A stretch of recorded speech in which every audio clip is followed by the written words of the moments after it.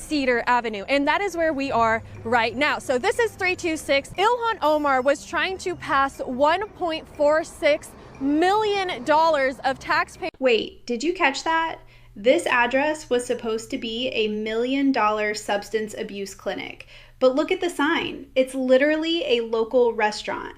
Someone's got a lot of explaining to do.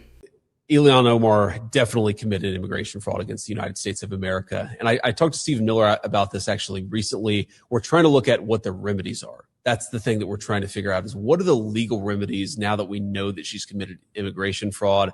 How do you go after her? How do you investigate her? How do you actually do the thing? How do you build the case necessary to get some justice for the American people? There's a related issue, Benny, which is she has been at the center of a lot of the worst fraudsters in the Somalian community. So do I know? Look at the way he frames the denaturalization part. That is the highest possible stakes you can find in federal law. He's not just talking about a political disagreement. He's citing specific legal remedies that could actually strip a sitting representative of their citizenship status if the fraud is proven. It's wild to see this coming from the vice president directly because it shows this isn't just internet chatter anymore. Pay attention to his body language. He's extremely calculated here. He mentions Stephen Miller specifically, which tells you the legal architects are already building this case in the background.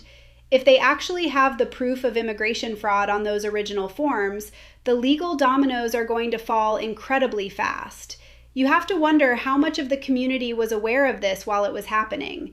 It feels like the untouchable status is finally starting to crack under this level of scrutiny.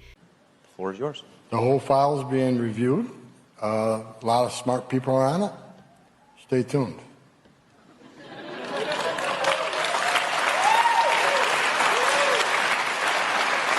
Did you see that stay tuned look from Homan? That is the classic I know something you don't face.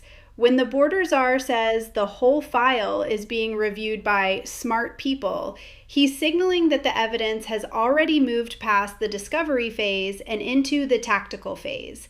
It's not just about one person anymore. It's about an entire network.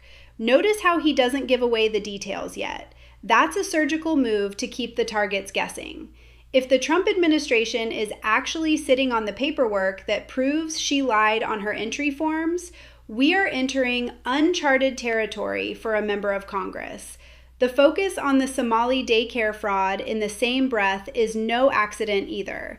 They are linking the individual immigration status to a much larger web of financial mismanagement. This is how you build a RICO-style case without saying the word. 1983 up until 2020, one singular restaurant operated out of the entire building, out of the entire 326 address. Up until then, this building promoted its restaurant. Look at this guy looking through the window.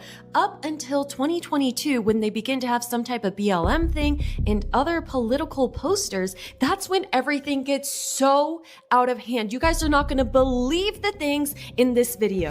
This is the boots on the ground proof that makes the story real. Look at the building at 326 Cedar. It's clearly a functioning restaurant, not a medical detox center. The investigator pointing out the transition from a standard eatery to a political billboard hub in 2022 is the real smoking gun. It shows a timeline where the building's purpose shifted right as these grant requests were being filed.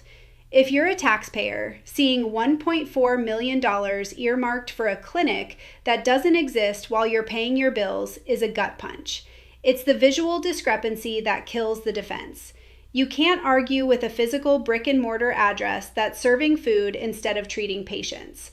This kind of community project funding is exactly what people mean when they talk about a lack of oversight.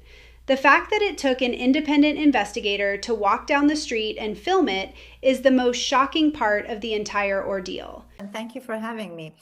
Mujtaba Khamenei was gravely injured in the airstrikes on February 28th that started the war and killed his father, Ayatollah Ali Khamenei. He has suffered from severe leg injury. His leg has been operated on. There are suggestions that it may even be amputated, and he's waiting for a prosthetic leg. His hand has been operated on, and it's gaining functionality. And more importantly, his face and lips have been severely burned. This is a huge shift in the Middle East power structure that isn't getting enough attention. The report about the son needing plastic surgery and a prosthetic leg suggests the strikes were far more precise and devastating than initially admitted. Look at the details. If the regime is losing its heir apparent to these kinds of injuries, the internal morale has to be hitting rock bottom. This creates a massive power vacuum in a country that relies on a single, strong, top-down authority. While everyone is focused on the ships in the water, the real collapse might be happening inside the hospital rooms of the elite. It's a total breakdown of the chain of command. If the supreme leader's replacement can't even speak due to his injuries, who is actually signing the orders? This is why you're seeing the frantic calls for talks in Pakistan. They are playing for time because their leadership is literally in pieces. Without the permission of the United States Navy. To the regime in Tehran, the blockade is tightening by the hour. We are in control, nothing in, nothing out. Not only is the blockade growing, in fact, a second aircraft carrier. No one sails without the permission of the U.S. Navy. That is a bold statement of absolute maritime dominance. This isn't just a regional patrol. They are claiming control over the entire Indian Ocean and South China Sea regarding Iranian assets. When Hegseth says the blockade has gone global, he's telling every shipping company and every bank that the U.S. is ready to board any vessel, anywhere. This is the ultimate economic stranglehold. Notice the mention of oil well shut-ins. That's the point of no return for an oil-producing nation.